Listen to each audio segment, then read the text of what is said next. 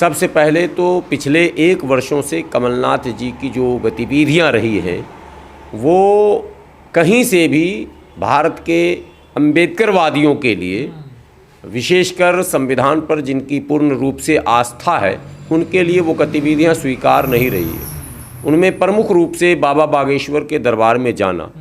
जो बाबा बागेश्वर खुले मंचों से ये कहते हैं कि हम हिंदू राष्ट्र बनाएंगे, अर्थात भारतीय संविधान पर हमारी आस्था नहीं।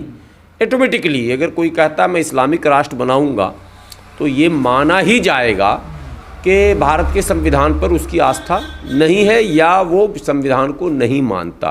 कोई कहे मैं हिंदू राष्ट्र बनाऊंगा, यानी वैदिक राष्ट्र, यानी कि मनुस्मृति पर आधारित राष्ट्र, तो उसको समझने समझाने की ज़रूरत नहीं है। देखिए, कांग्रेस की जो पॉलिसी रही है शुरू से, और विशेषकर राज्यों की पॉलिसी, वो बिल्कुल समझ से बाहर है आम लोगों के। आपने देखा होगा पिछला चुनाव कर्नाटक में हुआ था, तो कांग्रेस का रूप, कांग्रेस की शक्ल, कांग्रेस की जो स्ट्रेटजी थी और कांग्रेस की रणनीति थी, वो बिल्कुल अलग सी दिख रही थी। मध्य प्रदेश चुनाव में जिन्हें चेहरा बनाया गया, कमलनाथ को, नीतीश कुमार जी में लाख खराबी हो, लाख कमियां हो, लेकिन ये सच्चाई पूरे भारत को जाननी चाहिए कि आज के युग में नीतीश कुमार इकलौते ऐसे मुख्यमंत्री हैं जो पिछड़ा, अति पिछड़ा, दलित, महादलित, अल्पसंख्यकों के लगभग अधिकार की पूर्ति के प्रति चिंतित भी हैं और उस पर काम भी लगातार कर रहे हैं।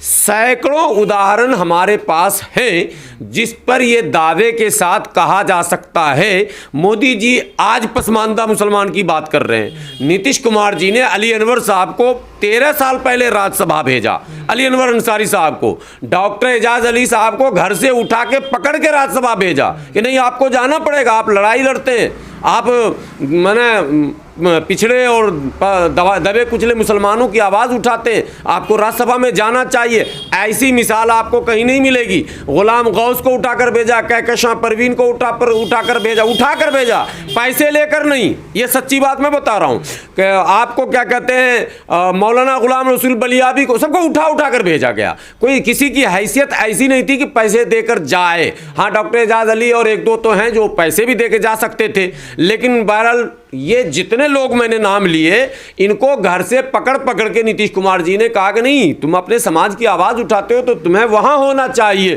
बात नहीं, हाँ बीजेपी ये करे कि मेरे यहाँ आओगे तो संस्कारी हो जाओगे, मेरे यहाँ क्या संस्कार निर्माण की फैक्ट्री लगी हुई है, मेरे यहाँ वॉशिंग मशीन भी है, उनके यहाँ एक वॉशिंग मशीन भी है, एक पाउडर भी है। वो तो गाना आपने सुना ही होगा, वॉशिंग पाउडर, भाजपा का जो गाना चल रहा है। तो उनके यहाँ अगर कोई जाए, अजित पवार गया, देखिए कितनी शांति से रह रहा, और उद्धव ठाकरे बेचारा जो है किनारे फेंका हुआ है।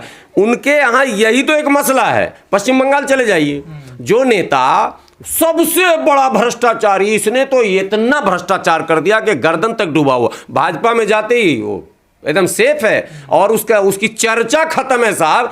और चर्चा ही खत्म नहीं हुआ, जब चर्चा खत्म हो गया, खर्चा खत्म हो गया, पर्चा खत्म हो गया, तो वापस फिर वो टीएमसी में आ गया। मुकुल राय ही नाम है ना, शारदा घोटाला और कौन घोटाला और क्या घोटाला, कहाँ गया साहब घोटाला। आप अपनी भी देखिए, तमाम राजनीतिक दलों की ये जवाबदेही बनती है कि भ्रष्टाचार हो या सांप्रदायिकता हो या जातिवाद हो, आपका चेहरा साफ होना चाहिए, आपका स्टैंड क्लियर होना चाहिए। आपकी क्या राय है, आपकी क्या? भ्रष्टाचार पर लगाम लगाने का मतलब ईडी घर घर भेजना नहीं होता। भ्रष्टाचार पर लगाम लगाने का मतलब ये होता है कि वाकई जो जनता का पैसा, जो मेहनत का पैसा, जो खून पसीने का पैसा ये राजनेता लूट रहे हैं, चाहे वो किसी भी दल में हो, इनके लूट पर अस्थाई लगाम लगाया जाए। क्या मोदी जी के सरकार के आने के बाद लूट बंद हो गया? क्या नहीं हुआ। ईडी का इस्तेमाल हो रहा, लूट नहीं बंद हुआ। ये ना लूटेगा वो लूटेगा, राम सिंह नहीं लूटेंगे, श्याम सिंह लूटेंगे, लूट तो चालू है और लगातार फुर होने का भी सिलसिला चालू है। बैंक भी लूट के लेके भाग गया सब। 2024 को लेकर कांग्रेस पार्टी बहुत ही गंभीर है और माननीय प्रदेश अध्यक्ष जी के द्वारा लगातार हर जिलों में बैठक करके संगठन को मजबूत करने का प्रयास किया जा रहा है।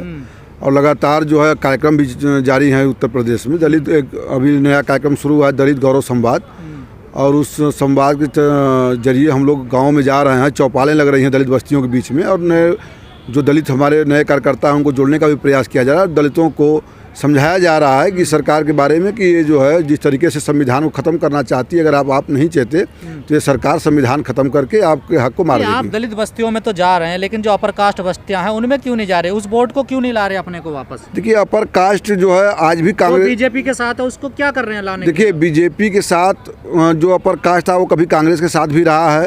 वो माहौल जिस तरीके से देखता है उस हिसाब से वो चला जाता है। लेकिन अपर कास्ट या दलित या ओबीसी, इस बार उत्तर प्रदेश में जनता की आवाज़ आ रही है कि नहीं बदलाव होगा। तो कांग्रेस दलितों के पिछड़ों के भरोसे चलेगी अब? नहीं, कांग्रेस हर नागरिक और हर व्यक्ति के भरोसे चल रही है। कांग्रेस की बात अब हर व्यक्ति कर रहा है, जो भी शोषित और पिछड़ा वर्ग है, जो दलित है, जो दबाया जा रहा है, जो कुचला रहा है, जो पीड़ित वर्ग है, वो आज कांग्रेस की बात कर रहा है। तो सवाल तो अजय राय जी पे भी खड़े हो गए हैं वहाँ पर, जब उन्हें प्रदेश अध्यक्ष बनाया गया कि देखिए अजय राय जी को बना दिया, एक तरफ कर रहे हैं वो अधिकारों की बात, सबके हिस्सेदारी की बात, और बना दिया अजय राय जी को देखिए प्रदेश अध्यक्ष। तो ये बात तो हमेशा उठेगी। अगर जब हमारे मल्लिकार्जुन खड़गे जी राष्ट्रीय अध्यक्ष बने तब तो कोई ये बात नहीं उठाया कि नहीं कहाँ किसका अधिकार मारा जा रहा है। देखिए, कांग्रेस सबको लेकर साथ चलती है, इन सब बातों में विश्वास नहीं रखती। पार्टी चाहती है कि राहुल गांधी जी कहते हैं ना हिस्सेदारी देंगे हम सब। हाँ, तो देंगे। राहुल गांधी जी बहुत सही। अजय राय जी की सामाजिक स्थिति, उनकी जातीय कितनी % है, तो कहाँ हिस्सेदारी दी गई? नहीं, आज देखिए कमेटी में देख लीजिए। आज हम लोगों की कमेटी है, जिले की कमेटी में जिले का अध्यक्ष हूँ। मेरी 27 लोगों की जिला कार्यकारिणी है, जिसमें 19 हमारे ओबीसी, दलित और अल्पसंख्यक हैं, बाकी 7 सामान्य वर्ग से हैं। तो ये जातिगत समीकरण बना है। ठीक, मैं अध्यक्ष हूँ ब्राह्मण, लेकिन इसका मतलब नहीं कि हमारी कमेटी में सभी ब्राह्मण होंगे या सवाल तो आप लोगों पे खड़े करेंगे ना लोग। हाँ, तो विपक्ष तो मौका ढूंढे, तो इसीलिए तो हम तो जगह भी दिए है ना। हम तो 27 में 19 लोगों को पदाधिकारी बनाए हैं। हमारे 3 आप अपने जिले में किया ना आपने, ये देखिए। हाँ, तो ये हर जगह है। प्रदेश की कार्यकारिणी आने दीजिए, उसमें भी देखिएगा ये तरीके की सामाजिक समावेश मिलेगा। जिलाध्यक्ष तिवारी जी हैं, देखिए। नहीं, ये ऐसा नहीं है। अगर चंदौली जिलाध्यक्ष तिवारी जी हैं, तो सोनभद्र के जिलाध्यक्ष जो है एक आदिवासी है। अगर और जो है जौनपुर में जाएंगे तो अल्पसंख्यक है, गाजीपुर में जाएंगे तो दलित है, बनारस में जाएंगे तो राजेश्वर पटेल ओबीसी है। ऐसा नहीं है कि तिवारी जी हैं। तो ये जो मुद्दा लेके चल रहे हैं राहुल गांधी जी, जातीय जनगणना का हर मंच से उठा रहे प्रियंका राहुल गांधी, इसका इफेक्ट कितना पड़ेगा? देखिए, इसका असर पड़ेगा, क्योंकि जिस तरीके से बीजेपी सरकार ओबीसी की बात करके ओबीसियों का हक मार रही है, और उनको आपने भी एक मुद्दा उठाया था ना कि यहाँ 90 सचिव में 3 ओबीसी सचिव हैं जो है केंद्र में। आखिर क्यों हैं? जो ओबीसी के जो मसीहा बनते हैं, जो दलितों के मसीहा बनते हैं, उन्होंने ये सामाजिक समीकरण बैठाने का प्रयास क्यों नहीं किया?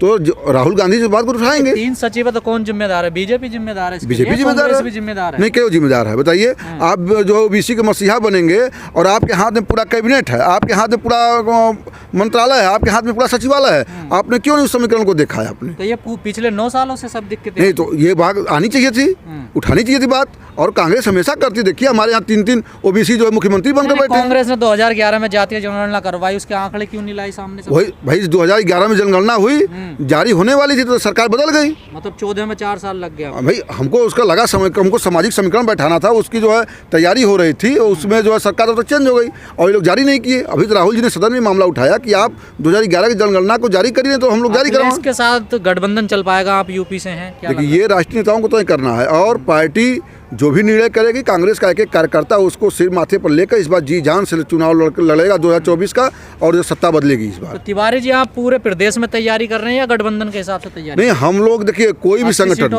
देखिए कोई भी संगठन, चाहे कांग्रेस हो, बीजेपी हो, सपा हो, बसपा हो, उसका जो संगठन है वो जो बूथ से लेकर प्रदेश तक का वो तैयारी हर जगह करता है। लड़ना कहाँ है ये राष्ट्रीय नेतृत्व तो तय करेगा, ये ऊपर के लोग तय करते हैं, लेकिन तैयारी और संगठन हमारी बूथ तक चलेगी और 80 सीट पर भी चलेगी, 403 विधानसभाओं में भी चलेगी।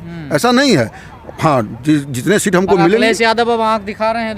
देखिए, अब ये आंख दिखाना होता है या उनके अंदर की जो बात है, ये हर व्यक्ति को अपनी इच्छा जाहिर करने का। उन्होंने मेरा मध्य प्रदेश में अपमान किया है। देखिए, नहीं, ऐसा नहीं, अपमान नहीं हुआ है।